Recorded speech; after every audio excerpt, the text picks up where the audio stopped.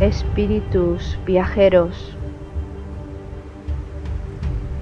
os damos la bienvenida y os invitamos a uniros a esta caravana espiritual.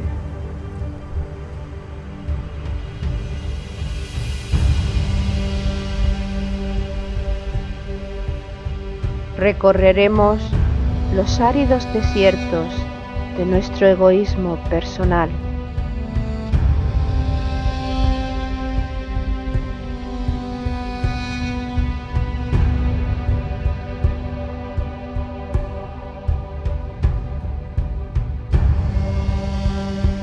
Navegaremos sobre las aguas de los mares y océanos creados por nuestras emociones.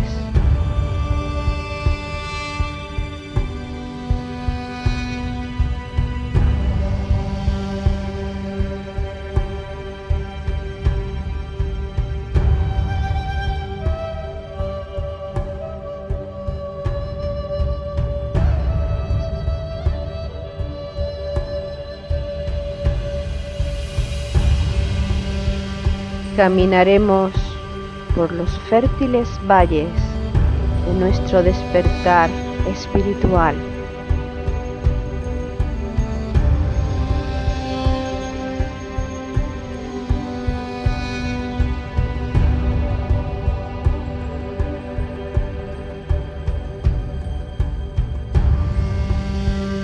Iniciaremos el ascenso a la montaña sagrada, la morada de nuestro espíritu.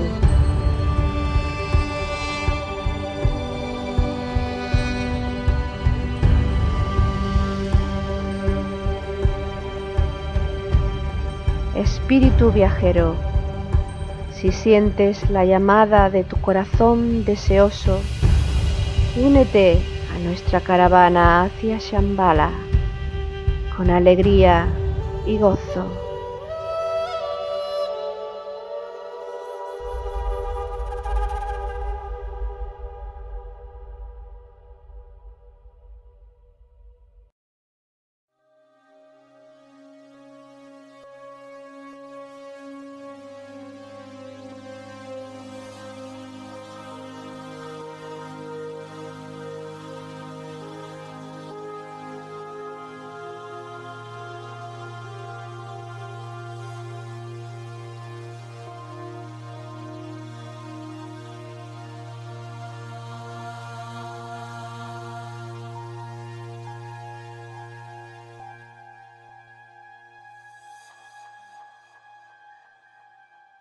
Entonces el reino de los cielos será semejante a 10 vírgenes que con su lámpara en la mano salieron al encuentro del novio.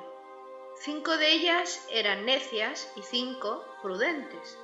Las necias, en efecto, al tomar sus lámparas, no se proveyeron de aceite. Las prudentes, en cambio, junto con sus lámparas, tomaron aceite en las alcuzas. Como el novio tardaba, se adormilaron todas y se durmieron. Mas a medianoche se oyó un grito: «¡Ya está aquí el novio! ¡Salid a su encuentro!». Entonces todas aquellas vírgenes se levantaron y arreglaron sus lámparas. Y las necias dijeron a las prudentes: «Dadnos de vuestro aceite, que nuestras lámparas se apagan». Pero las prudentes replicaron: No sea que no alcance para nosotras y para vosotras. Es mejor que vayáis donde los vendedores y os lo compréis. Mientras iban a comprarlo, llegó el novio, y las que estaban preparadas entraron con él al banquete de boda, y se cerró la puerta. Más tarde llegaron las otras vírgenes diciendo: «Señor, Señor, ábrenos». Pero él respondió: «En verdad os digo que no os conozco. Velad, pues, porque no sabéis ni el día ni la hora».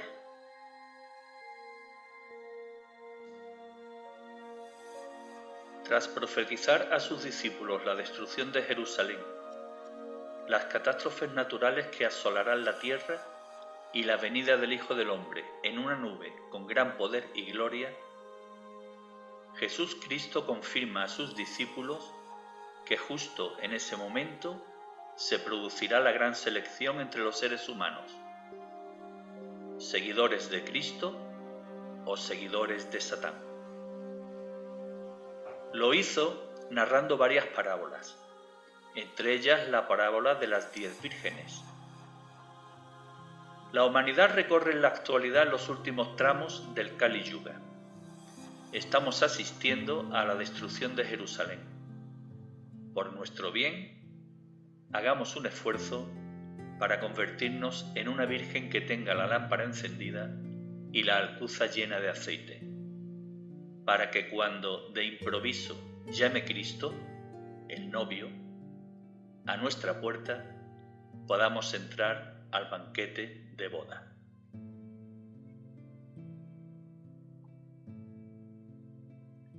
Espíritus viajeros, almas en evolución, os damos la bienvenida y os invitamos a que nos acompañéis en esta 18ª jornada de nuestra caravana espiritual hacia Shambhala, a la que hemos puesto por nombre Celebración de la Pascua.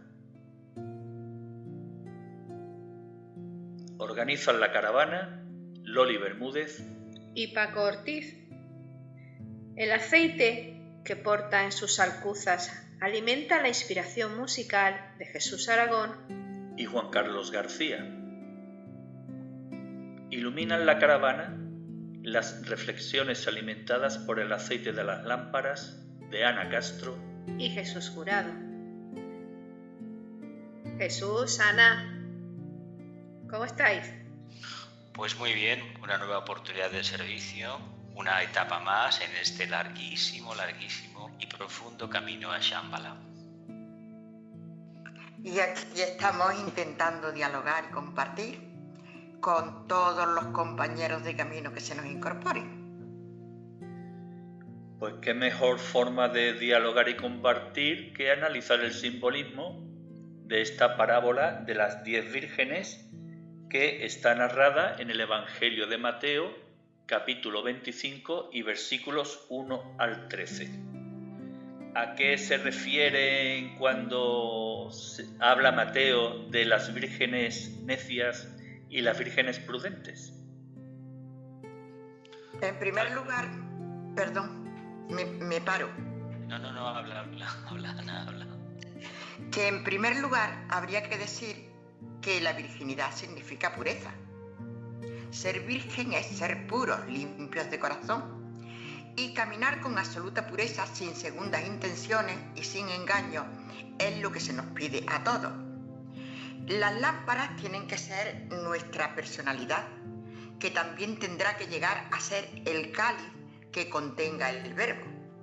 Y mientras tanto, que toda esa energía que canalice esa personalidad la tengamos preparada para emitirla con la máxima pureza y de esta manera iluminar los caminos. Entiendo yo que las vírgenes necias pues seremos nosotros mismos cuando nos dormimos en los laureles y no estamos atentos a cada acontecimiento que pasa a nuestro alrededor para responder rápidamente y con eficacia ante las exigencias de la vida.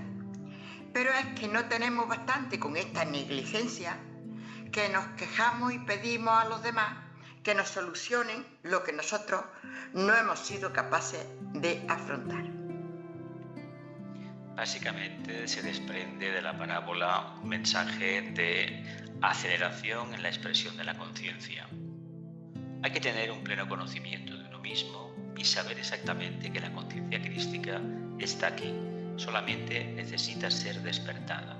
Para poderla despertar debemos manifestar continuamente luz, y esa luz con el tiempo se convertirá en amor, se convertirá en sabiduría, se convertirá en esa capacidad de incorporar a los demás a nuestra conciencia y nosotros todos en el grupo.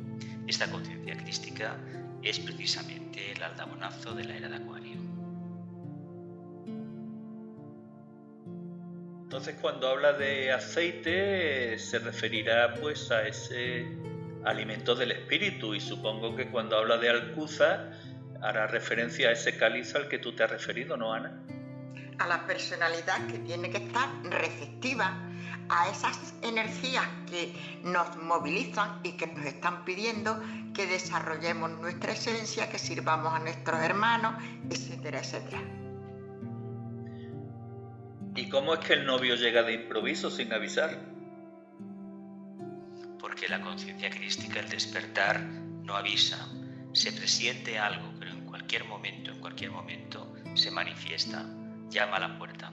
Lo importante es estar plenamente atento y poder escuchar el más mínimo ruido en la puerta para abrirla. Significaría abrir el corazón. Sí, eso significa que tenemos que estar atentos a la oportunidad esa, que no se nos escape, ¿verdad? Pues sí, yo creo que sí, que es efectivo. Pero yo creo que además ocurre una cosa. Cuando nosotros ya oímos la voz del alma, en la forma que sea, interesándonos por un tema que a lo mejor no está ni muchísimo menos correctamente anclado en la verdad, pero que puede ser el comienzo del camino, pues yo creo que simplemente es que nosotros ya estamos preparados. De alguna manera ya estamos preparados y por eso nos damos cuenta de esa pequeña o gran oportunidad que nos sirve para abrir el camino, para iniciar el camino y corregir los posibles defectos, los seguros defectos que nos vamos a encontrar en nosotros mismos y en el propio camino.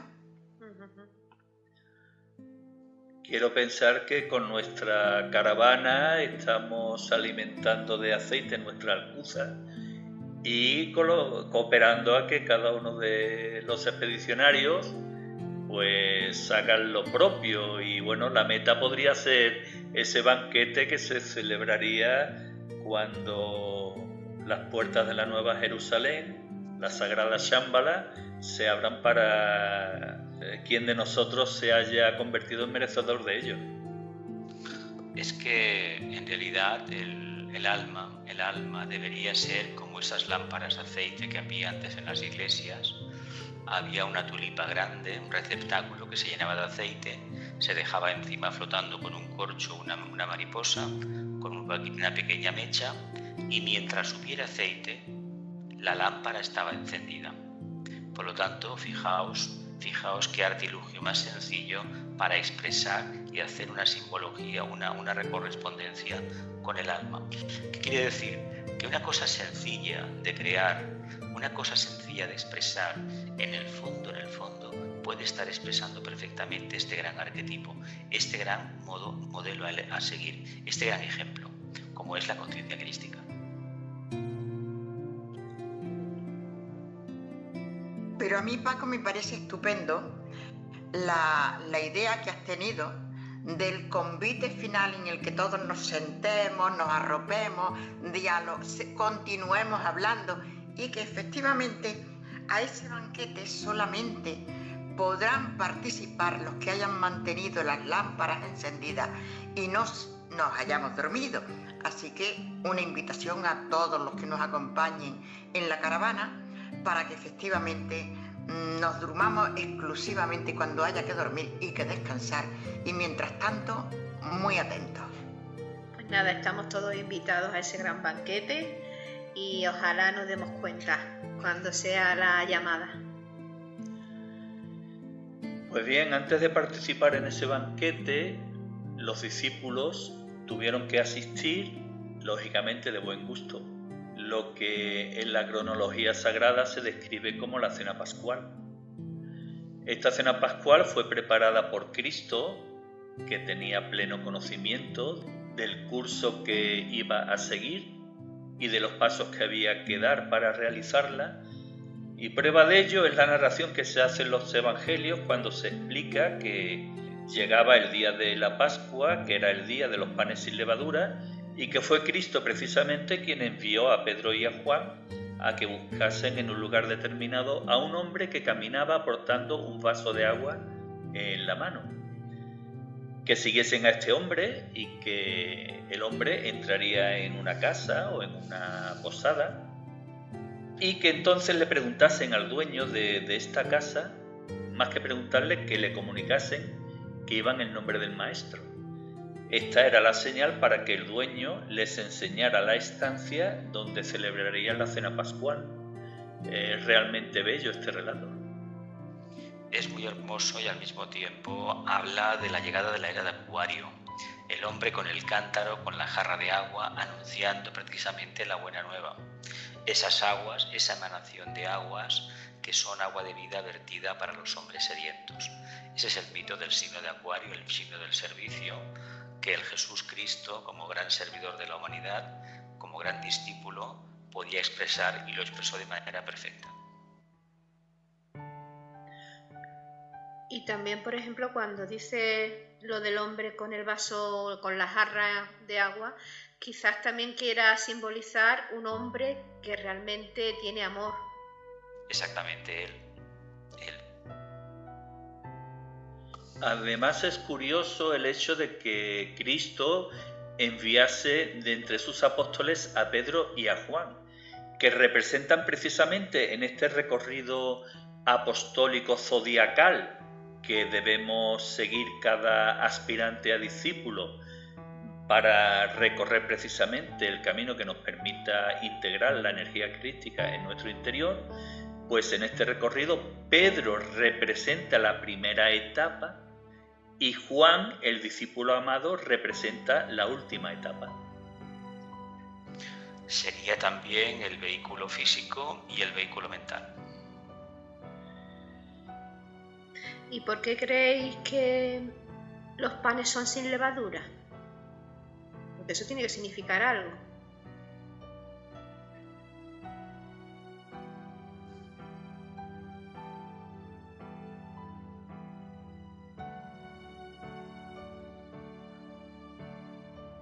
Lo has dejado cortado a todo. Sí. ¿Qué significará eso de los panes sin levadura? Que tiene que ser algo Natural, espontáneo. Exacto. El amor vence todas las limitaciones.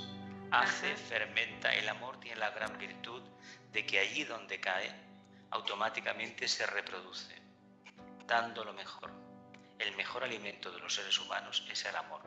Y por lo que sabemos ya, por los estudios que hay de este siglo XX en concreto, una criatura cuando viene al mundo, si tiene mucho amor, y aunque no tenga condiciones ambientales favorables, hay que decir que ese amor le sirve precisamente de vacuna. Le hace sacar lo mejor y la mejor resistencia. Y allí donde hay amor, hay armonía, las enfermedades no tienen lugar. Qué especial todo esto, sí, muy interesante. Y Paco, yo te querría hacer una pregunta porque me he quedado un poco también cortada. Has dicho que Pedro y Juan representan las dos etapas. ¿A qué etapas te refieres? Hombre, en jornadas anteriores, hace ya, 5, 6 o 7, cuando empezamos a hablar del recorrido del espíritu crístico en nosotros, hacíamos una equiparación a que los 12 apóstoles representaban 12 etapas zodiacales, cada una con su característica y su significado. Y que en ese recorrido, digamos, la primera etapa correspondía a Pedro. A Pedro se le describe como a ese ser de una naturaleza hasta cierto punto irascible, que no tiene gran conciencia, digamos, de lo que se trae entre manos, pero sin embargo tiene un gran amor al maestro. O sea, se podría equiparar, digamos, esa etapa de la fe ciega. Después se van recorriendo etapas y la última etapa está representada por el discípulo amado de Jesús, por Juan, que también hicimos referencia en jornadas anteriores a que fue junto a María su madre y a María Magdalena quien recibió las verdaderas enseñanzas con carácter esotérico que transmitió Cristo y que no estuvieron al alcance del resto de los discípulos. Ajá. Me parece muy bien que, bueno, yo es que estaba un poco despistada, pero me parece muy bien que lo hayas aclarado, porque creo que es efectivamente muy importante el tener en cuenta que efectivamente mandó precisamente a un discípulo que estaba, digamos, con un buen corazón, pero en los principios del camino, y a otro discípulo, Juan, mucho más avanzado, y por eso él depositó en él las enseñanzas más sutiles y todos los misterios. La verdad que es una buena observación, Ana. Pues bien, los discípulos ya estaban en el lugar que Jesús había previsto para realizar la cena y asistieron a un acto de carácter muy simbólico. Tan simbólico que está recogido solamente en el Evangelio de Juan, que de los 4 evangelistas era, a mi entender y al entender de muchos estudiosos, yo no es que sea un gran estudioso, pero bueno, al leer pues instruye uno algo, ¿no?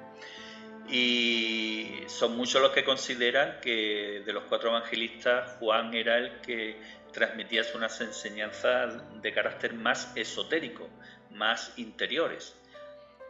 Este episodio al que hacemos referencia es el del lavatorio de los pies y comienza a describirlo Juan en su capítulo 13, versículos 2 al 5.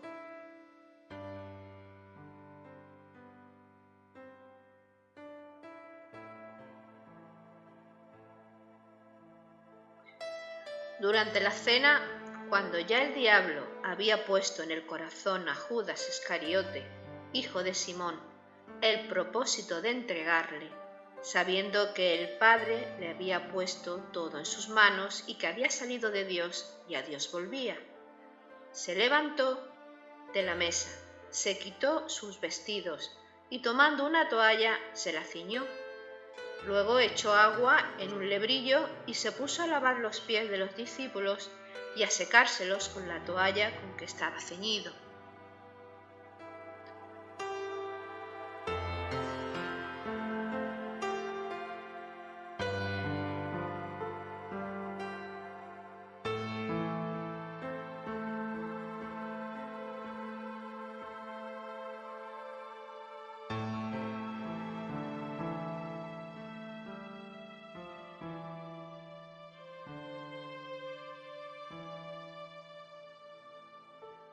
Comienza el pasaje Juan hablando del conocimiento directo y el conocimiento superior que estaba en posesión del Nazareno, puesto que conocía cuál era el propósito de Judas y además era consciente de la relación que él tenía con Dios Padre. Claro, es que precisamente hablando de Jesús Cristo, puesto que aclaramos para los que no nos hayan oído en anteriores viajes a Zambala, Cristo encarnó en Jesús. Entonces, pues lógicamente el Jesús Cristo es un avatar. Lógicamente un avatar tiene que ser un ser muy avanzado porque viene a ayudar a la humanidad y tenía que saber forzosamente cuál era su destino y todo lo que iba a pasar. El propósito de Judas, yo entiendo que realmente, claro que lo conocía, porque todo estaba perfectamente planificado. No quiere decir que nadie hagamos nada que no hayamos provocado. O sea, Cristo se encarnó en Jesús porque efectivamente Jesús era un ser encarnar en Jesús. Nadie va a hacer tampoco ninguna cosa negativa, funesta o mala si no es su condición. Me estoy refiriendo en este caso a Judas, ¿no? Pero todos esos entramados son los que el Padre utiliza para que el plan se cumpla y surta sus efectos. En realidad, con esta ceremonia del lavatorio de los pies, el maestro lo que hizo fue confundir a sus discípulos. Ellos tenían una idea muy antigua de lo que era el aspecto jerárquico del maestro. Y el maestro, cuando les lava los pies, lo que les está diciendo ni más ni menos que él es un servidor más y que ellos a su debido tiempo debían convertirse también en personas capaces de lavar los pies que han recorrido todos los caminos, que han cumplido con todas las obligaciones pendientes y que han sido capaces de llevar el mensaje crístico a todos los rincones del mundo. Y yo entiendo que desmenuzando la simbología de los hechos que se van manifestando en este episodio, que el gesto de Jesús de desnudarse y ceñirse una toalla nos quiere decir que precisamente para el servicio hemos de despojarnos de todas nuestras apetencias materiales, deseos, egoísmos, etc., y ceñirnos exclusivamente con las herramientas que necesitamos para prestar el servicio. En más de una ocasión, este mensaje bíblico se ha prestado a diversas interpretaciones y a no pocos debates. Sin embargo, yo efectivamente estoy de acuerdo con lo que dice Jesús, que Jesús, Cristo, en esta ocasión, lo mismo que en la mayoría de las ocasiones, no vino a enseñarnos la humildad, sino que realmente lo que nos quiso enseñar fue el servicio. Él dijo: ejemplo os he dado para que como yo os he hecho, vosotros también hagáis. No hay duda de que como discípulos del Maestro debemos estar también dispuestos a servir, y dispuestos a servir no a unos cuantos, sino a todos sin distinción, porque realmente en el servicio no hay categorías ni inferiores ni superiores para poder prestar un servicio o para poder no prestarlo. Todos nos servimos y nos debemos servir unos a otros. Esta incomprensión de la que has hablado tú, Jesús, respecto a que los discípulos no entendieron lo que el maestro hacía, queda muy bien reflejada continuando con la lectura de Juan. Lo leemos en los versículos 6 al 11 de este capítulo 13. Llegó Simón Pedro y le dijo: Señor, ¿tú vas a lavarme a mí los pies? Jesús le respondió: lo que hago yo, tú no lo entiendes ahora, lo comprenderás más tarde. Le dijo Pedro: no me lavarás los pies jamás. Jesús le respondió: si no te lavo, no tienes parte conmigo. Le dijo Simón: Señor, no solo los pies, sino hasta las manos y la cabeza. Jesús le dijo: el que se ha bañado no necesita lavarse, está del todo limpio, aunque no todos. Sabía quién le iba a entregar y por eso dijo: no estáis limpios todos. A mí me llama mucho la atención este pasaje en el sentido de la reacción que tuvo Pedro. Enlazando con el comentario que hicimos hace poco, Pedro representa el primer eslabón de ese discipulado crístico, el de la fe ciega. La reacción primaria suya es negarse rotundamente a que el maestro le lave los pies. Sin embargo, cuando el maestro muestra la inflexibilidad de su propósito, de que o le lava los pies o no podrá seguir con él, entonces ya cambia la actitud de Pedro y dice: no, a mí me lava, las manos y hasta la cabeza. Y me llama la atención porque asocia tres elementos: pies, manos y cabeza. Los pies, el caminar de los sentimientos; las manos, la ejecución de las acciones; y la cabeza, la mente, el tránsito de mente concreta a mente abstracta. En realidad el simbolismo es muy interesante, pues nos habla de la verticalidad del ser humano, de ese fenómeno que se produce durante la expansión de conciencia conocida como transfiguración, la tercera iniciación, que se junta precisamente la energía pránica con el kundalini. Cuando esto sucede, el Ida y el Pingala acaban siendo fusionados en este canal central llamado Sushumna. De hecho, el alma llama al Kundalini, el centro coronario llama a la energía contenida en el centro básico. Por lo tanto, ahí tenemos una analogía muy grande entre la cabeza y los pies. Y precisamente cuando la cabeza está en su sitio y los pies están en su sitio, es decir, en el mundo físico, se produce un despertar crístico increíble, que es la correcta acción. De ahí que las manos, estas extremidades superiores, que nos sirven prácticamente para casi todo, sean las portadoras de esa energía pránica que nosotros podemos entender perfectamente como energía divina o amor.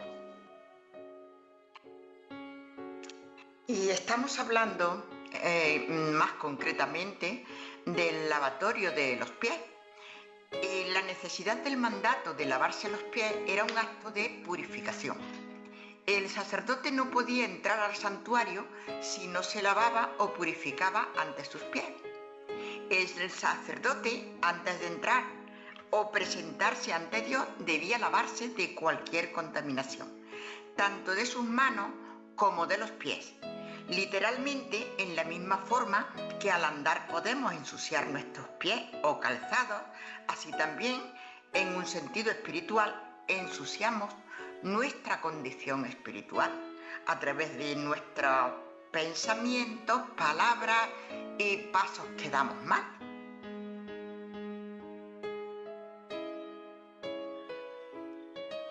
Pues finalizó este acto con la explicación del maestro a sus discípulos de por qué le había lavado los pies a cada uno de ellos. Y lo explica nuevamente Juan en su capítulo 13, versículos 12 al 16. Después que les lavó los pies, tomó sus vestidos, volvió a la mesa y les dijo: ¿comprendéis lo que he hecho con vosotros? Vosotros me llamáis el Maestro y el Señor, y decís bien, porque lo soy. Pues yo, el Señor y el Maestro, os he lavado los pies. Vosotros también debéis lavaros los pies unos a otros, porque os he dado ejemplo, para que también vosotros hagáis como yo he hecho con vosotros. En verdad os digo, no es más el siervo que su amo, ni el enviado más que el que envía.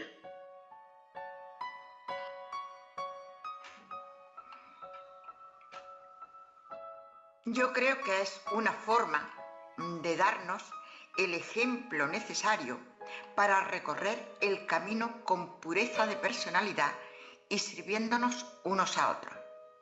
Porque el servicio está libre de prejuicios, de categorías y de cualquier otro impedimento que nos limite y que no podamos servir. Todos debemos servir, y Él quiso hacerlo, Jesús quiso hacerlo con su propio ejemplo. De hecho, esta capacidad que tiene el Maestro de servir es una forma muy clara, muy directa, a través de esta parábola, lo que significa: el Maestro se desnuda, se quita sus vestiduras, se ciñe en la cintura una toalla. En el fondo lo que está diciendo es que el Maestro abre el corazón a sus discípulos y lo hace con una sencillez y una pureza que ellos lo pueden entender. Aquellos pies que han cumplido con el propósito del alma son dignos de ser lavados, y aquel que ha recibido esa pequeña inspiración tiene la obligación de reconocer el esfuerzo que están haciendo sus hermanos en el camino.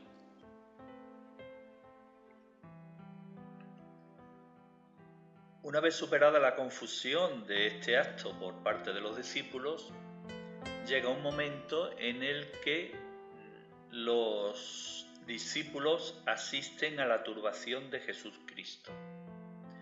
Turbación provocada por el momento en el que Jesús tiene que anunciar la traición a la que va a ser sometido. Evangelio de Juan, capítulo 13, versículos 21 al 27. Jesús se turbó en su interior y declaró: en verdad os digo que uno de vosotros me entregará. Los discípulos se miraban unos a otros, sin saber de quién hablaba. Uno de sus discípulos, el que Jesús amaba, estaba a la mesa al lado de Jesús. Simón Pedro le hizo una seña y le dijo: pregúntale de quién está hablando. Él, recostándose sobre el pecho de Jesús, le dijo: Señor, ¿quién es? Le respondió Jesús: es aquel a quien dé el bocado que voy a mojar. Y mojando el bocado, lo tomó y se lo dio a Judas, hijo de Simón Iscariote. Y entonces, tras el bocado, entró en él Satanás. Jesús le dijo: lo que vas a hacer, hazlo pronto. Para cumplir nuestra misión, ¿debemos ser traicionados? En realidad lo que asistimos en esta parábola es ni más ni menos el papel que desempeña el papel traicionero de la mente concreta.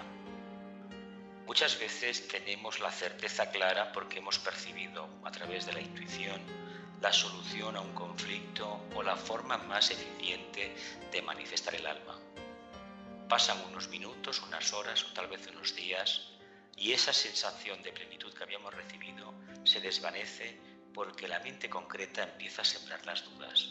De ahí que Satanás, aquí el demonio, sea precisamente esa capacidad humana de buscar la parte oscura o, como se decía antiguamente, buscarle tres pies al gato. Buscar unas razones que no tienen nada que ver con lo que hemos percibido, pero que nos gusta precisamente caer en esa trampa porque así descargamos la conciencia de un acto de servicio que a lo mejor no estábamos muy seguros de cumplir.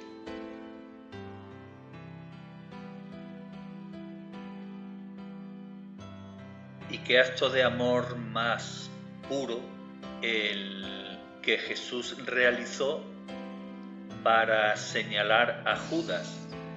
Porque le dio el mismo pan y el mismo vino, mojando el pan en el vino, que con posterioridad le dio a cada uno de los apóstoles. Es como si le hubiese dado a Judas la Eucaristía sin que él lo supiese. Le dio la Eucaristía y lo que hizo la Eucaristía es sacar en Judas lo que llevaba dentro, las dudas que luego se conocen como traiciones. Qué interesante lo que acabas de decir, Jesús, porque es como llevar a la práctica lo que estamos hablando, ¿no? Esotéricamente. Porque dudamos muchas veces de lo que estamos haciendo, si está bien o no. Y eso es traicionarnos, ¿verdad? Exacto. Pero y yo creo también una cosa, yo creo que este pasaje que ha descrito Paco muy bien sobre la forma de señalar a Judas sin rencor, sin odio, con la mayor naturalidad, diciéndole incluso lo que has de hacer, hazlo pronto. Yo creo que esto, si nos lo aplicamos nosotros, en la vida tenemos muchas cosas, muchos actos, muchas vivencias en las que efectivamente nos hacemos sufrir unos a otros. En las parejas, en la familia, en los hijos, en las amistades, entre todos nos hacemos sufrir. Y sin embargo, Jesús, que sabía lo que iba a ocurrir y quién era el que lo iba a entregar, no lo señaló de forma negativa, ni siquiera con odio, ni con venganza en absoluto. Le dijo simplemente: lo que has de hacer, hazlo ya. Nosotros, ¿cuánto huimos ante esas circunstancias de la vida en que nos sentimos traicionados, en que nos hacen sufrir? y sin embargo yo creo que son los maestros que necesitamos en cada momento. No olvidemos que, según la tradición, el problema de Judas, que es las dudas, la mente concreta, viene porque él esperaba. Él no era el discípulo más evolucionado, era de los menos evolucionados. Es decir, prácticamente era un aspirante. Y él tenía serias dudas. Ellos querían un Mesías. Los judíos esperaban un jefe político, un guerrillero, un estadista que diera un cambio a la situación. Eran un pueblo sometido, llevaban mucho tiempo siendo sometidos por potencias extranjeras y necesitaban un libertador. Cuando uno cree en un libertador, evidentemente idealiza la figura del libertador y se cree que el libertador va a utilizar las armas que utiliza la mente concreta. La astucia, el orgullo, la vanidad, jugar con ventaja, etcétera, etcétera. Incluso la parte más densa, armas, armamento. Y sin embargo se encuentra con un libertador que no utiliza esa filosofía, no utiliza esa parte de la conciencia humana, sino que habla de algo completamente nuevo. Habla de la intuición, el conocimiento directo con el Padre, es decir, de la conciencia superior, del amor del Espíritu, y habla de esa energía que lo compenetra todo, el amor. A él le descoloca por completo. En el momento que recibe la comunión por parte del Maestro, se le revela la parte oscura que lleva dentro. Él, como prueba iniciática, se da cuenta, que fracasa. Pero el Maestro, en el grandísimo amor que le tiene, le permite que siga adelante y que haga todo el trabajo, porque esa experiencia le servirá después para recapacitar. Si no tenemos la experiencia directa del fracaso, no sabremos dónde está la verdadera luz. Jolín, qué fuerte, ¿eh? Es que es muy fuerte, pero además muy práctico. Muy práctico. Además, una cosa, si miramos la historia de los últimos siglos, los grandes discípulos que han habido, que todos conocemos y leemos sus obras, han tenido un compañero, una compañera de grupo que los ha acabado traicionando. A todos, prácticamente a casi todos. Pero si es que pasa a pequeña escala y en alta escala. Igual. Pues yo voy a hacer un poco de abogado del diablo, en el sentido de que venimos defendiendo en la caravana a lo largo de todas las jornadas que cuando cada uno de nosotros venimos a la tierra y encarnamos, de alguna forma hemos firmado un contrato con las acciones y los retos que debemos cumplir. Entonces mi papel como abogado del diablo, porque es una duda que yo me planteo evidentemente, es si Judas había firmado en su contrato o existe la posibilidad de que Judas hubiese firmado en su contrato ese papel de traidor. Porque si eso fuese así, habría que rendirse ante la grandeza de un alma como la suya, el aceptar ese papel tan ingrato. Y si no fue así, pues no sé, posiblemente es que se desviase del plan, hubiese tomado una acción incorrecta. Hay que entender que cuando él le da el beso en el Getsemaní, los romanos prenden al Maestro. Él a las pocas horas, cuando él inician todo el proceso de la crucifixión, él se acaba ahorcando. Conocemos la historia, es decir, hay un arrepentimiento terrible, tremendo, in extremis, del error cometido. Pero vuelvo a lo de antes, solamente cuando nos hemos caído una y otra vez en el mismo pozo, nos damos cuenta del error. De todas formas, la divinidad de lo malo hace lo bueno. Evidentemente.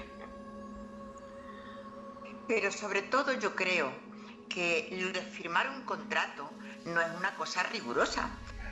Nuestras almas, si se habla de una firma, de un contrato, que yo creo que eso es una hipótesis, es un acuerdo, ¿no?, de lo que nosotros necesitamos vivir en cada vida para desarrollarnos como los seres espirituales que somos. Entonces, tú mismo has dicho, Paco, que Judas no era de los más avanzados. Luego, si no era de los más avanzados, lógicamente puedes cometer muchas más imprudencias que un ser avanzado. Claro, tiene su lógica. Sí, no, sí, lógica hay muchísima, cualquiera que sea el enfoque que le demos, ¿no? porque está claro que Judas cometió un error del que se arrepintió profundamente. Pero, claro, a mí me asalta la idea de que no se comete un acto, sobre todo por parte de un ser luminoso, transgrediendo el libre albedrío de otro. Entonces, ante la certeza de que Jesús Cristo debía cumplir un plan cósmico elaborado, y ese plan cósmico contemplaba la traición. Para que se llevase a cabo la traición debía existir un traidor, y quizás Judas era el que más papeletas tenía al respecto. Por eso yo, poniéndome en su lugar, si él hubiese adquirido ese compromiso, qué grandeza la de su alma. Pero es que yo pienso que el contrato no debió de ser así, porque Judas, lo que le pasaba ahí, como bien dice Ana, que era uno de los menos evolucionados, lo que tenía ahí era una pedazo de prueba muy grande, y evidentemente no la pasó, con lo cual se suicidó, y eso no creo yo que tuviera ningún contrato. Porque el suicidio no. Claro, encima lo empeoró 1000 veces, ¿no? Entonces yo creo que es que el caos está en todas partes, y si no hubiese sido Judas, hubiese sido otro, porque lo que tenía que pasar, tenía que pasar. Sí, de hecho el Evangelio y el tema de la pasión y muerte, del nacimiento y todo lo que es su vida de desarrollo de discipular hasta que llega la fase final de la resurrección, es una forma de explicar las iniciaciones, las diferentes expansiones de conciencia. Está muy bien explicado. Lo que sucede que el simbolismo se presta a infinidad de interpretaciones, cada uno con su orientación interna y cada uno según su nivel de comprensión. Hemos de entender que todo esto son aportaciones, creaciones de estudiantes que tienen toda la libertad del mundo a pensar de una manera determinada qué puede significar la prueba. Nos podemos encontrar con algún erudito que puede decir abiertamente pues que tal y como se nos ha presentado el relato bíblico, el relato del Nuevo Testamento, pues no se ajusta a la realidad. Perfectamente válido. También la fecha del nacimiento, etcétera, etcétera, se puede discutir. Lo importante es que entendamos que se está relatando la expansión de una conciencia crística. Y es la primera vez que para el mundo occidental, no la primera vez entre comillas, sino ya es la segunda o la tercera, que se hace esta aportación. Es que no podemos olvidar que en espiritualidad se nos habla de símbolos. Y entonces todo es simbólico. Y si eso lo trasladamos a la vida ordinaria, a nosotros, por ejemplo, no nos cae por arte de magia una pareja que nos haga sufrir. Por arte de magia no. Esa prueba la teníamos que pasar y se ha presentado, se ha enlazado a alguien, esa persona, hombre o mujer, que tenía que aportarnos esa parte del sufrimiento, pero no es que se ha ofrecido esa persona para darnos ese sufrimiento. Esa persona ya estaba en ese estado de conciencia y la divinidad en ese entramado perfecto que es la vida lo ha puesto en nuestro camino. Luego yo creo que Judas estaba en el camino porque el plan se tenía que cumplir. Cristo tenía que darnos ese testimonio de vida, esa enseñanza que es recorrer el sendero en las múltiples pruebas. Y entonces no es que, yo no creo en absoluto que es que él hubiera hecho ese pacto de hacer una maldad. No lo creo. Simplemente él estaba en ese estado de conciencia y no solamente cometió esa traición, sino que encima después se quitó la vida. O sea, su nivel de conciencia era muy bajo. Pues bien, situémonos ahora en el momento más solemne de la Cena Pascual, la institución de la Eucaristía. Respiremos profundamente y escuchemos las palabras del evangelista Mateo en su capítulo 26, versículos 26 al 29.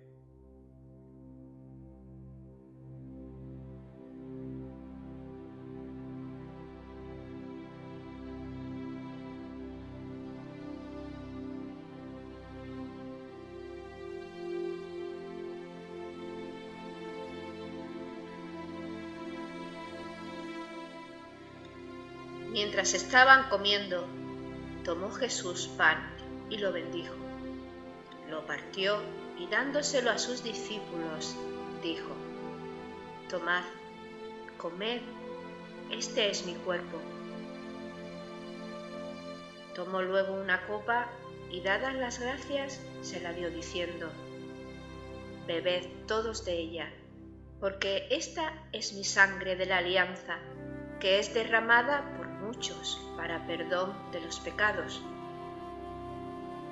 Y os digo que desde ahora no beberé de este producto de la vid hasta el día aquel que lo beba con vosotros, de nuevo, en el reino de mi Padre.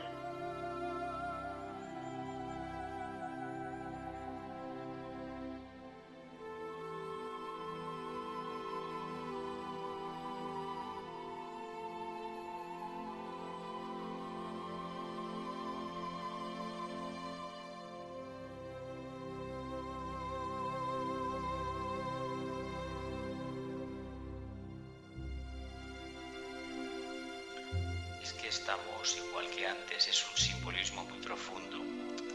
Les da una copa de vino. Hay un trozo de pan que es bendecido y es compartido como Eucaristía. Y precisamente este vino, esta sangre, curiosamente está recogida con las manos y está pisoteada con los pies. Volvemos a las anteriores parábolas. ¿Os acordáis de aquello? Los pies, las manos, la cabeza. La cabeza del agricultor piensa, pone las vides de forma ordenada para que los rayos del sol puedan perfectamente madurar el fruto. Y luego es un producto hecho precisamente recogido con las manos y pisoteado con los pies. Aquí tenemos un nuevo simbolismo. Es una creación humana. Yo creo que Jesús se ha servido del pan y del vino como símbolo para ofrecernos todo el misterio de la vida. El vino es la energía divina que es indispensable para desarrollar nuestra esencia, nuestro ser divino y superar todos los obstáculos. Y el pan, que es lo diario, lo cotidiano. El pan es el trabajo de cada día, lo ordinario, lo gris. En cambio, el vino es lo festivo de la vida. Es esa energía que, bien aprovechada, nos lleva a la resurrección.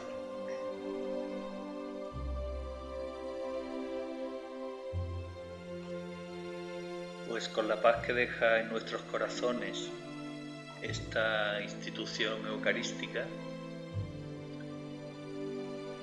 con la esperanza de que, tal y como Mateo expresa en palabras de Cristo, la esperanza de que volverá a beber vino con sus discípulos de nuevo en el reino de mi Padre, es decir, esa esperanza que atravesemos esa puerta sagrada de Shambhala y allí le encontremos a Él y a todos los seres que le acompañan,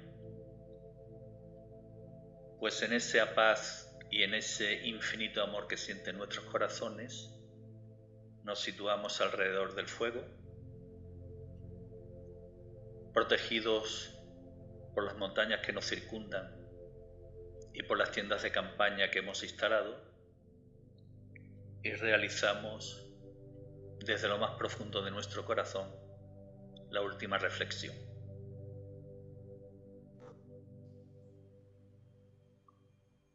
Mi reflexión de hoy es la gratitud que siento por las palabras maravillosas que han dicho Ana y Jesús, porque hemos conseguido llevar lo simbólico a la práctica.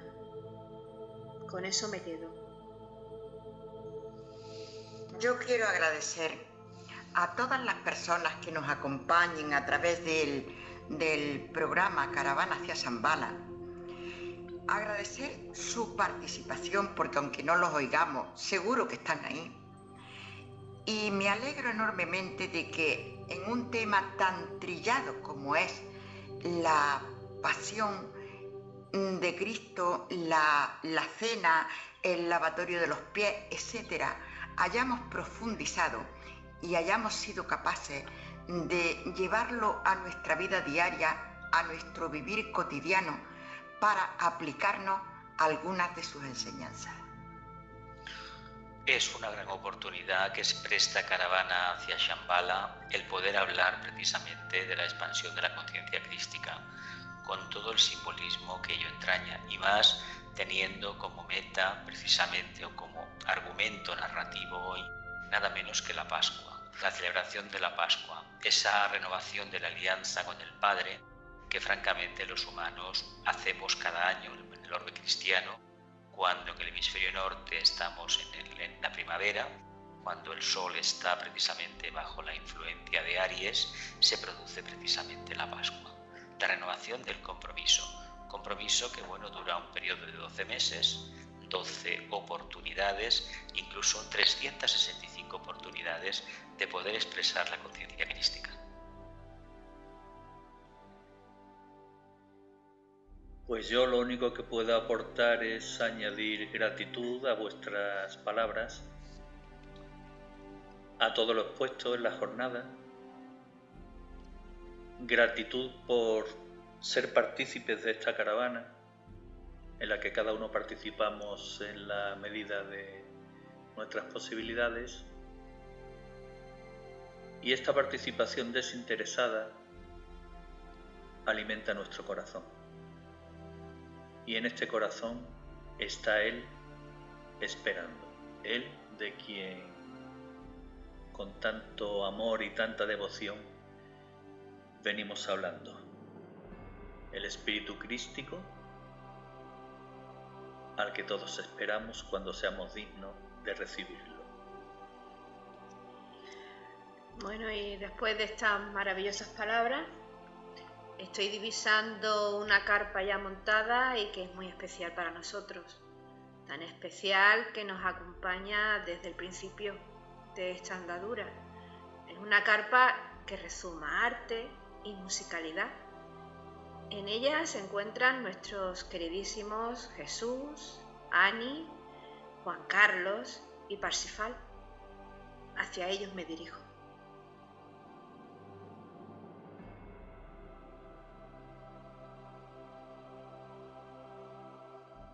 Espíritus viajeros, almas en evolución,